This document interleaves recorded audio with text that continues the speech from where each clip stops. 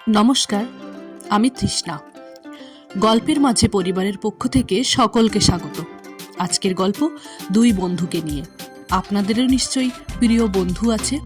এমন কখনো হয়েছে প্রিয় বন্ধু মারা যাওয়ার পরও তাকে আপনারা দেখতে পেয়েছেন, এমনকি তার সাথে কথাও বলেছেন।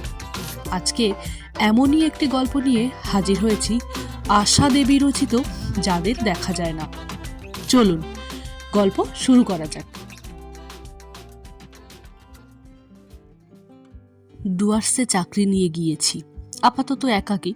নতুন জায়গা, এর হালচাল সম্পূর্ণ না জেনে সপরিবারে যাওয়ায় বিঘ্ন আছে, তাই একা এসেছি। চাকরিটা কি করে পেলাম? বন্ধু গৌতমের যত্ন ও চেষ্টায়।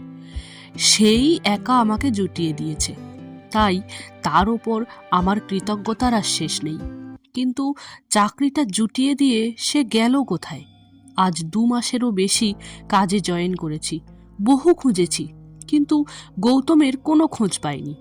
কেউ কোনো খোঁজ দিতেও পারেনি। আশ্চর্য! ও কি তবে অন্য কোথাও ভালো কাজ পেয়ে চলে গেল? নিঃসঙ্গ আমি, বই আমার সঙ্গী। বই না পড়লে আমার রাতে ঘুম আসে না। সেদিন একটা বই পড়ছিলাম ইজি চেয়ারে শুয়ে শুয়ে। ঠান্ডা কনকনি রাত, দূরে ডুয়ার্সের ঘন অরণ্য জমাট বেঁধে যেন কালো ক্রেয়নে আঁকা ছবির মতো দেখাচ্ছে।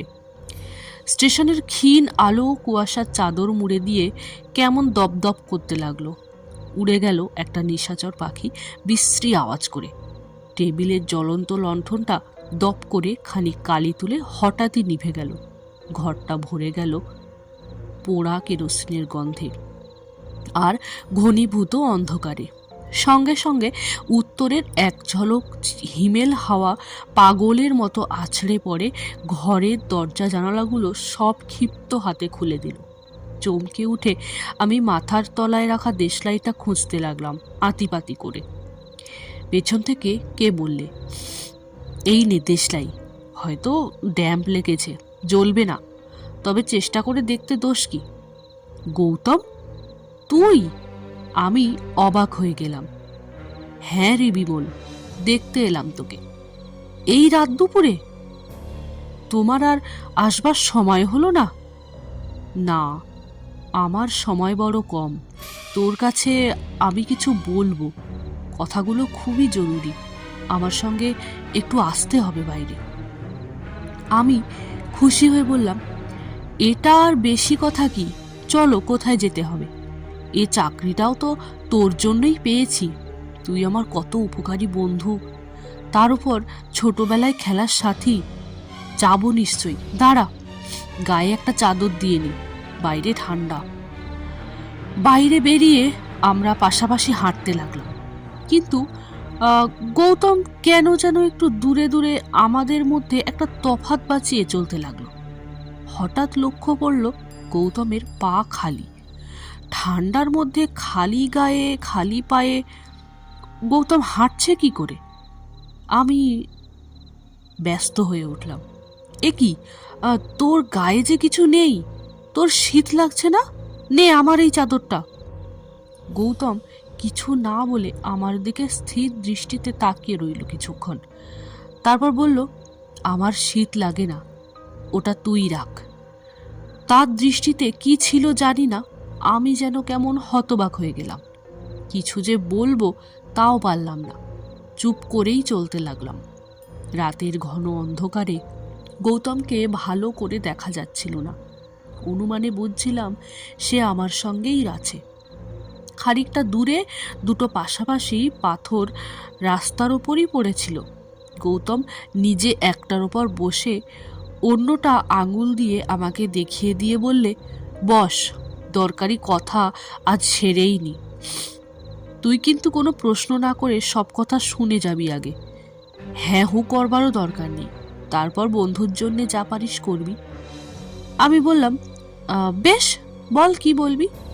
গৌতম শুরু করলো, আমি একটা ব্যবসায়ী ফার্মে চাকরি করতাম।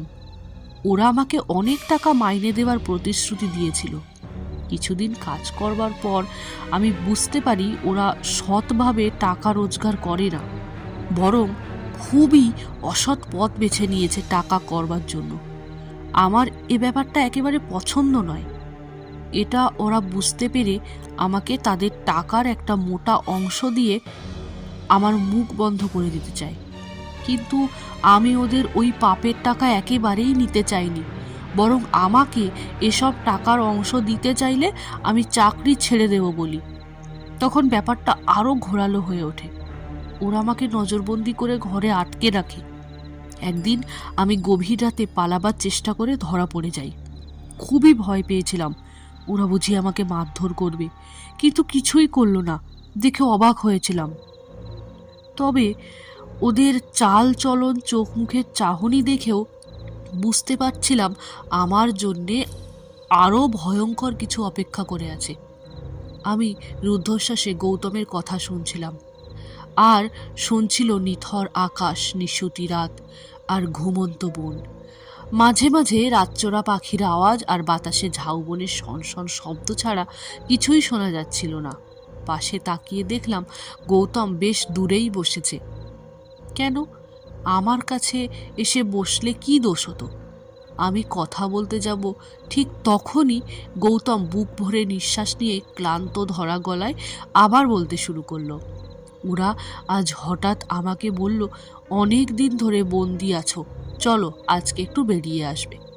ঘুমন্ত আমাকে শীতের রাতে ঘুম ভাঙিয়ে তুলে বেড়াতে নিতে যেতে চাওয়ায় আমি ভয়ে চমকে উঠেছিলাম, কিন্তু সে ভাব প্রকাশ না করে খুব ঠান্ডা গলায় বলেছিলাম, এত রাতে বেড়াতে যাওয়া, থাক না, আজ অন্য আর একদিন যাওয়া যাবে।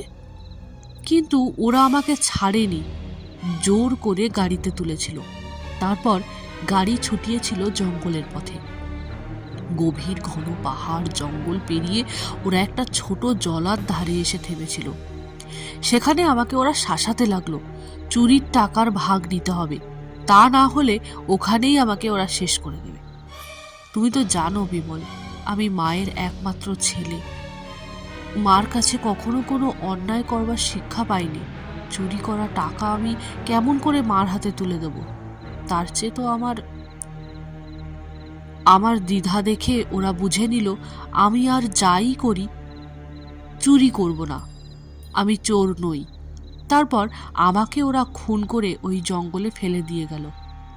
এতক্ষণ আমি স্তম্ভিত হয়ে গল্প শুনছিলাম, এবার চমকে উঠলাম। তবে যার সঙ্গে আমি এত দূর এলাম সে কি আমার বাল্যবন্ধু গৌতম নয়, তার প্রেতাত্মা? সমস্ত শরীর আমার হিম হয়ে গেল, এত শীতেও ঘেমে উঠলাম। গৌতম আমার অবস্থা বুঝতে পেরে বলল, না না, ভয় পাস না, তোর তো আমি কোনো ক্ষতি করব না, আমি তো তোর সাহায্য চাই, করবি? বল বল না, আমি কি সাহায্য করতে পারি? আমি সাহসে ভর করে বললাম, আমি আমার মার কাছে যেতে পারবো না, কারণ মা যদি বুঝতে পারেন আমি নেই তাহলে আর বাঁচবেন না। তিনি আজ কদিন থেকেই মনে মনে কি যেন বুঝে ঘরে শুয়ে শুয়ে কাঁদছেন। তুই গিয়ে আমার নাম করে এই টাকা কটা ওর হাতে দিবি, বলবি গৌতম দিয়েছে, আর কিছু বলবি না। আর ওই পাথরের পাশে আমার সবটা পড়ে আছে, ওটার সন্ধান আর ওই বদমাইশগুলোর সব কথা পুলিশের কাছে গিয়ে বলে দিবি।